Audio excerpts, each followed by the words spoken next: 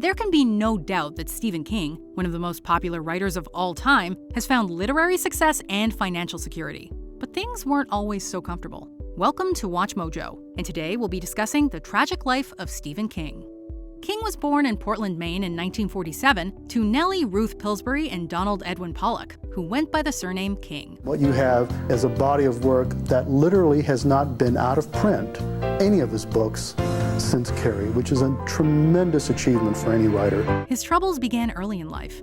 When he was 2, his father went out for cigarettes and never came back, abandoning the family. He said, "Ruth, I'm going to go out and get a pack of cigarettes." And that was the last she ever saw of him. This left Ruth to raise Stephen and his older brother David on her own. Now the sole breadwinner for 2 little boys, she was forced to move often as she searched for stable work, frequently relying on the support of relatives. From Maine, they moved to Wisconsin, Indiana, Massachusetts, and Connecticut. While living in Wisconsin, a 4-year-old Stephen went out to play with another kid, only to return home abruptly, unable to say a word until the following day. Get the hell off the tracks, Teddy! You want to get yourself killed?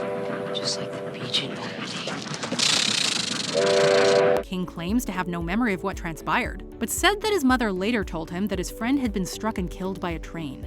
Personal injury would also take its toll. When he was 6, King fell sick. In an incredibly painful and traumatic procedure, his eardrum needed to be punctured multiple times. Shortly afterwards, he had his tonsils removed. As a result of his poor health and multiple hospital visits, King missed a lot of classes, and it was agreed that he should be pulled from school to be re-enrolled and start all over again the next fall. He spent most of the rest of the year in bed or stuck at home. However, there would be an unexpected benefit of this delay in structured education: reading. Steve was the reader. He's kind of a big, goofy kid. Without a TV at home, King read everything he could get a hold of, beginning his lifelong passion for the written word. He also discovered that his father had been an aspiring but unsuccessful writer. It wasn't long before King started to write imitations of some of his favorite stories. With his mother's encouragement, he started to write original stories of his own. His mother paid him $0.25 apiece for each of his stories. As he later remarked in his memoir On Writing, these quarters represented his, quote, first buck in the business. Like many working-class families, money was a constant source of distress. His mother worked multiple low-paying jobs. Eventually, when King was aged 11, she moved back to Maine to take care of her aging parents while the rest of the family helped her and her boys.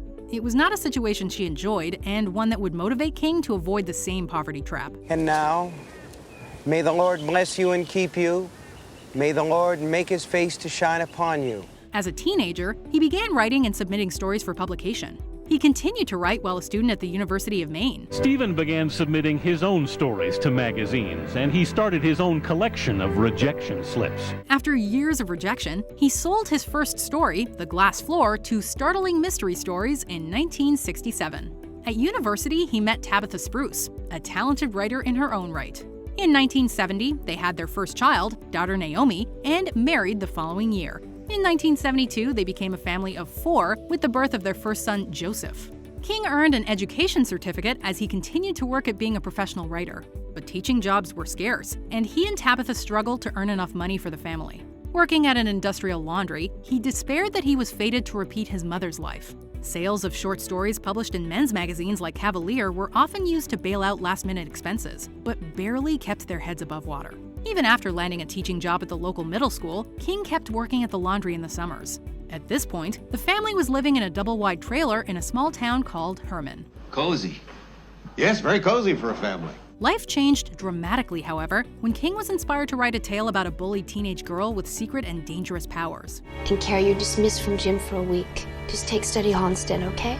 He began the story but quickly grew discouraged and threw the pages out. Tabitha, noticing the pages in the trash, recovered them. With her encouragement, King finished Carrie. It was not the first novel he'd ever written, but it would be the first one he managed to get published.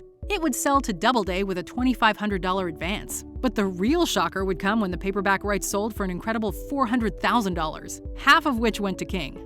A windfall that was almost unimaginable to the young writer. But just as fortunes seemed to be turning, tragedy reared its ugly head again.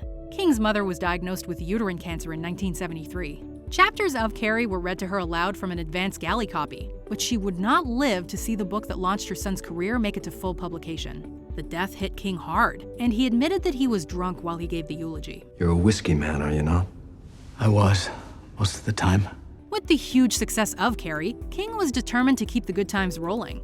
He quickly published his second novel, a tale of vampires in small-town America, Salem's Lot. It too was a hit. But it was in 1977, less than 3 years after the publication of Carrie, that he published one of the seminal haunted house stories of the 20th century, and perhaps his best-known work, The Shining. Stephen King had officially become a sensation. Here's Johnny! But with his growing success came a growing problem. Having experimented with alcohol from the time he was 18, he knew himself to be susceptible to substance abuse. However, with his new lucrative income, fear of financial ruin, and almost obsessive drive to write, he had access to more invigorating and harmful chemicals. Drugs and alcohol became a part of his everyday life, and in some ways overshadowed it. To this day, he claims he cannot remember writing the story of the killer St. Bernard Cujo because he was so high. When his family staged an intervention, he knew he had a terrible problem and a choice to make. Man takes a drink. The drink takes a drink. And then the drink takes a man. By the 90s, he was sober and fully established as a horror and cultural powerhouse. But all that was almost taken away on June 19, 1999. While on a walk near his home in Maine, King was struck by a minivan. His injuries were severe and the recovery long. While he had ideas for stories, he had little interest in writing them, as sitting for long periods was a source of great pain. You mustn't tire yourself. You've got to rest. You almost died. He briefly considered retiring from writing, but in time he began to heal. He would work his accident into his magnum opus, The Dark Tower, rushing to finish the final 3 novels in the series so his great work would not be left unfinished.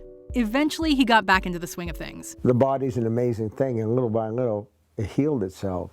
And when that happened, and I started to get some energy back, I wanted to write again. His pace slowed, but still there seems to be no end to King's creative well. He continues to write and publish steadily. Most people might be content to sit back on their laurels and enjoy a well-earned break. And with an estimated net worth of $400 million, there is a lot to enjoy. With new books and adaptations for film and television coming out regularly, Stephen King has become a household name. Recognized as an important literary figure, he was awarded the World Fantasy Award for Life Achievement in 2004, the Grand Master Award from the Mystery Writers of America in 2007, and in 2014, the National Medal of Arts for his contributions to literature. For decades, his works of horror, suspense, science fiction, and fantasy have terrified and delighted audiences around the world.